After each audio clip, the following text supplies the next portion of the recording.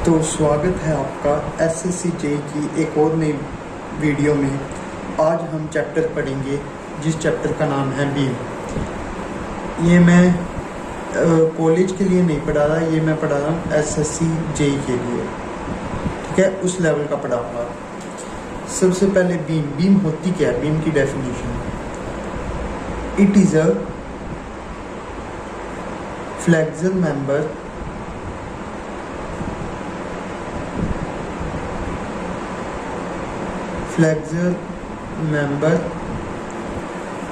subjected to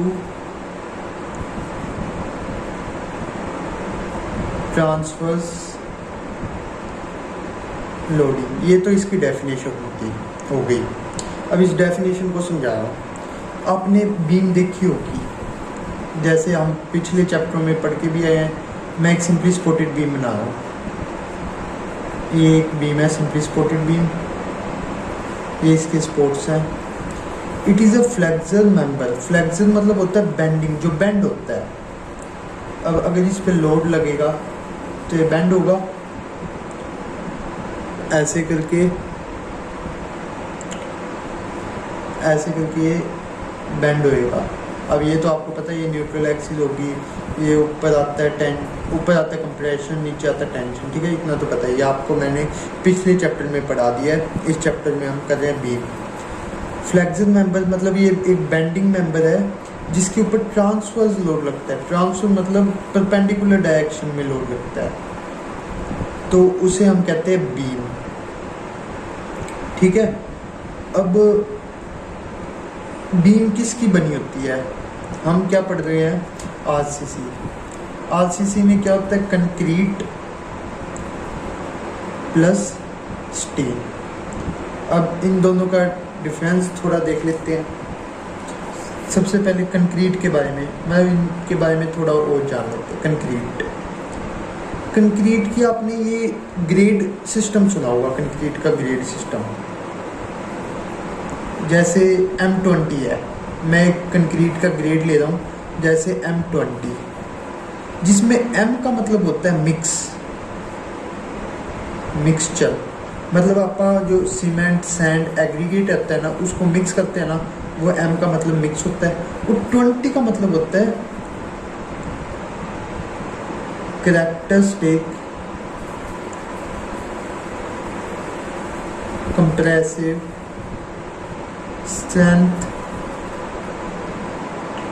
of concrete eight 28 days of curing of 150 mm³। ये concrete का ये मैंने ग्रेड सिस्टम बताया है अभी आपको। M का मतलब तो आप समझ गए, अब ये 20 का मतलब समझो। कैरेक्टरिस्टिक कंप्रेसिव स्ट्रेंथ, ये एक डेफिनेशन होती है जो इम्पोर्टेंट होती है। ये डेफिनेशन क्या कहती है? अगर हम एक कंक्रीट का क्यूब बनाते हैं, मान लो ये कंक्रीट का क्यूब है, इसकी स्ट्रेंथ है 20। अगर इस पर 20 लोड आ रहा है, मतलब आपने एक ब्लॉक बनाया, ऐसे करते करते आप कितना ब्लॉक बनाया? 150 mm³ है, इसकी डायमेंशन 150 mm है, क्यूब है, और 28 डेज तक हमने इसको क्यूरिंग करी, मतलब इसको पानी दिया। तो ऐसे हमने 100 ब्लॉक बना लिए। 100 ब्लॉक बना लिए, तो अगर हम इस पर 20 लोड लगाएं, 20 किलो न्यूटन पर मीटर का अगर लोड लगाए उन 100 ब्लॉक्स पर, उनमें से 5% ब्लॉक तो फेल हो सकते हैं। 5% ब्लॉक तो फेल हो सकते हैं, पर 95% पास होने चाहिए। उसे हम कहते हैं कैरेक्टरिस्टिक कंप्रेसिव स्ट्रेंथ। अब ये कैरेक्टरिस्टिक कंप्रेसिव स्ट्रेंथ को हम डिनोट करते हैं FCK से। मतलब F ऐसे लिख लो, कैपिटल F, या ऐसे भी लिख सकते हो, कोई दिक्कत नहीं इनमें से। और C और K इसके पैरों में। FCK = 20 किलो न्यूटन पर मीटर, 20 किलो न्यूटन पर मीटर स्क्वायर। क्योंकि लोड क्या होता है, स्ट्रेस क्या होता है, load upon area, 20 kilo Newton पर मीटर स्क्वायर, या इसी को ही हम कह सकते हैं 20 मेगा पास्कल MPa। ठीक है, ये कैरेक्टरिस्टिक कंप्रेसिव स्ट्रेंथ समझ आ गई कि अगर हम ऐसे 100 ब्लॉक बनाएंगे जिसको हम 28 डेज तक पानी देंगे और 150 mm के क्यूब बनाएंगे, अगर उन ब्लॉक पर 20 किलो न्यूटन पर मीटर का लोड लगता रहे तो उनमें से 5 ब्लॉक तो या 5% ब्लॉक तो फेल हो सकते हैं, पर 95% पास होनी चाहिए। ये है इसकी कैरेक्टरिस्टिक कंप्रेसिव स्ट्रेंथ की मतलब 20 किलो न्यूटन पर मीटर स्क्वायर का लोड। अब ऐसे ही होता है स्टील में। सबसे पहले डेंसिटी ऑफ स्टील क्या होती है, density of steel 7850 kilogram per metre cube. Young modulus of elasticity of steel कितनी होती है, ES से डिनोट कर रहा हूँ, 2 × 10⁵ न्यूटन पर mm स्क्वायर। यहाँ पर भी सॉरी, इसकी यूनिट मैंने थोड़ी गलत लिख दी। FC के क्या आएगा, इसकी वैल्यू क्या है 20 न्यूटन पर mm स्क्वायर। इसको हम मेगा पास्कल में लिख सकते हैं। अब हम इसको 20 मेगा पास्कल ये लिख सकते हैं। ठीक है, इसकी भी young modulus of elasticity of steel की वैल्यू ये है, ये आपको याद रखनी पड़ेगी। अब ग्रेड ऑफ स्टील होती है। स्टील दो तरह की होती है, एक होती है माइल्ड स्टील, माइल्ड स्टील वो होती है, उसकी क्या होती है Fe250, और होती है HYSD स्टील, ये होती है Fe415 या Fe500। HYSD की फुल फॉर्म क्या होती है, हाई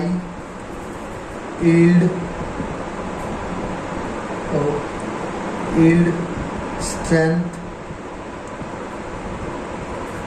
डिफॉर्म्ड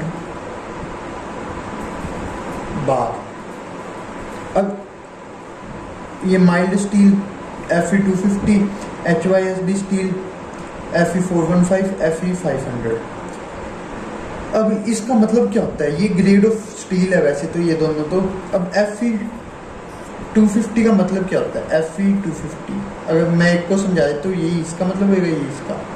Fe का मतलब होता है आयरन, Fe किसको डिनोट करता है, आयरन। स्टील आयरन की तरह बनती है। और 250 क्या होती है, यील्ड स्ट्रेंथ ऑफ स्टील।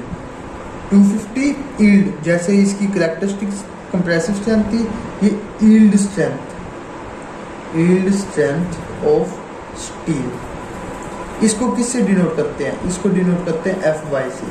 इसकी भी वैल्यू क्या आएगी 250 न्यूटन पर mm स्क्वायर। ठीक है, ये हो गया कंक्रीट और स्टील के बारे में कुछ चीजें। अब मैं बता दूं आपको उसके बारे में। एक आपने टेबल देखी होगी ग्रेड ऑफ कंक्रीट की टेबल। अब ग्रेड ऑफ कंक्रीट, अब स्टील के मैंने सारे ग्रेड बता दिए आपके, वो 3 ही ग्रेड होते हैं, Fe250, Fe415, Fe500। अब ग्रेड ऑफ कंक्रीट का सारे ग्रेड ऑफ कंक्रीट बताता हूँ। ग्रेड ऑफ कंक्रीट सबसे पहले होता है ऑर्डिनरी कंक्रीट,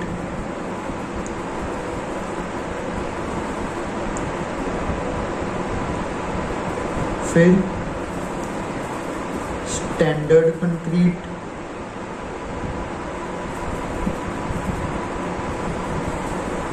फिर हाई स्ट्रेंथ कंक्रीट। ठीक है, ये कहाँ तक होता है, M10 से टू M20 तक जितने भी कंक्रीट होंगे वो ऑर्डिनरी कंक्रीट में आएंगे। M20 से M60 तक जितने भी होंगे वो स्टैंडर्ड में। M65 से M100 तक हाई स्ट्रेंथ कंक्रीट होएगा। ठीक है, ये ग्रेड ऑफ कंक्रीट का सिस्टम हो गया। अब मैंने आपको ये बता दिया कि where do we provide the steel bars. हाँ, ये तो बता दिया। वेयर, इसमें एक और चीज़ बतानी है, वापस लिखो।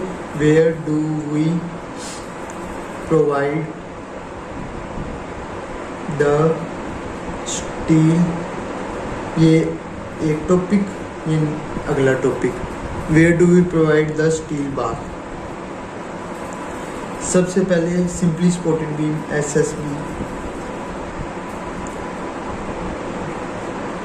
ये आपने बीम बनाई, ये इसके सपोर्ट्स बनाए, ये न्यूट्रल एक्सिस।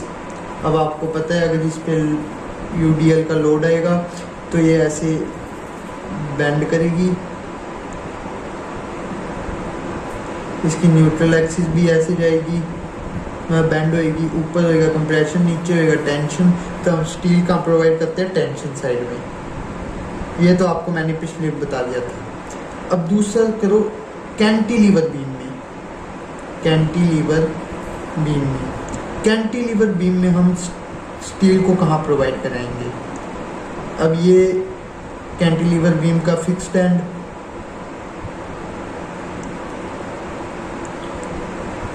ये बीम, ये इसकी न्यूट्रल एक्सिस। अब इस पे लोड आया, कैंटिलीवर बीम पे लोड, तो ये कैसी बेंड होगी? ये होगी कुछ ऐसी बेंड। ठीक है, ये न्यूट्रल एक्सिस भी ऐसे बेंड हो जाएगी। अब कंप्रेशन कहाँ आया हुआ है? कंप्रेशन नीचे आया है, टेंशन ऊपर। तो कैंटिलीवर बीम में हम above the neutral axis steel को प्रोवाइड करेंगे। SSB में बिलो द न्यूट्रल एक्सिस हम स्टील को प्रोवाइड करवाएंगे। क्यों प्रोवाइड करवाएंगे? क्योंकि SSB में नीचे टेंशन है, कैंटिलीवर में अबव द न्यूट्रल एक्सिस। क्यों प्रोवाइड कराएंगे? क्योंकि कैंटिलीवर में टेंशन ऊपर आती है न्यूट्रल एक्सिस के और कंप्रेशन नीचे। ठीक है, आपको ये भी बता दिया कि हम कहाँ प्रोवाइड करवाते हैं इन बीमों में। अब मैं बताता हूँ आपको कितना प्रोवाइड करवाते हैं। अब आपको वो तो पता चलना चाहिए कितना सरिया, हम कम से कम सरिया कितना प्रोवाइड करवा सकते हैं किसी भी बीम में। तो लिखो minimum area of reinforcement bar, reinforcement in beam. ठीक है, हम कितना सरिया प्रोवाइड करवा सकते हैं बीम में। अब सबसे पहले मैं आपको बीम का क्रॉस सेक्शन एरिया बताता हूँ। ये बीम है, मैं आपको सिंपली सपोर्टेड बीम का ही बताऊंगा सब कुछ। ये बीम है और ये न्यूट्रल एक्सिस, इसमें हमने डाल रखे हैं सरिये। ये सरिये 4 सरिये डाल रखे हैं। ठीक है, अगर मैं इसको इधर से काटूं, इसका सेक्शन लूं और उसको इधर से देखूं, फिर मैं इधर से देखूं तो मेरे को कैसा नजर आएगा? मेरे को नजर आएगा ये चीज। ये ध्यान से कर लेना, ये जरूरी है ये सेक्शन। अगर ये नहीं समझा तो आगे नहीं समझ आएगा। इसको मैंने इधर से देखा तो सबसे पहले तो मेरे को ऐसा कुछ नजर आएगा। ये हो गया हमारी न्यूट्रल एक्सिस, जो बीच से जा रही है न्यूट्रल एक्सिस। ये हो गए हमारे सरिये 1 2 3 4 सरिये होंगे। ऊपर क्या कंप्रेशन जोन, नीचे क्या टेंशन जोन। ये होगी ब्रेथ ऑफ बीम। इसको हम कैपिटल बी या स्मॉल बी या कैपिटल बी कुछ भी ले सकते हैं। ये होगी कैपिटल डी, यहाँ से लेके यहाँ तक क्या हो गया कैपिटल डी। इसको कहते हैं ओवरऑल डेप्थ, ओवरऑल डेप्थ। ठीक है, अब इन जो ये स्टील बार है इनके बीचों बीच से एक और एक्सिस पास करती है और सबसे ऊपर से लेकर इनके स्टील बार की एक्सिस तक यहाँ तक होता है स्मॉल डी। इसे हम कहते हैं इफेक्टिव डेप्थ, इफेक्टिव डेप्थ। अब ये आगे चल के आपको ये बहुत कंफ्यूज करेगा अगर आपने नहीं समझा। कैपिटल डी तो ये पूरी बीम का ये क्रॉस सेक्शन का वो डेप्थ है और इफेक्टिव डेप्थ इतना है, और स्मॉल बी और कैपिटल बी दोनों एक ही चीज़ है। ठीक है, अब ये होता है यहाँ से लेकर यहाँ तक, ये होता है क्लियर कवर, क्लियर कवर, और यहाँ से लेकर यहाँ तक होता है इफेक्टिव कवर, इफेक्टिव कवर। ये तो हो गया क्रॉस सेक्शन।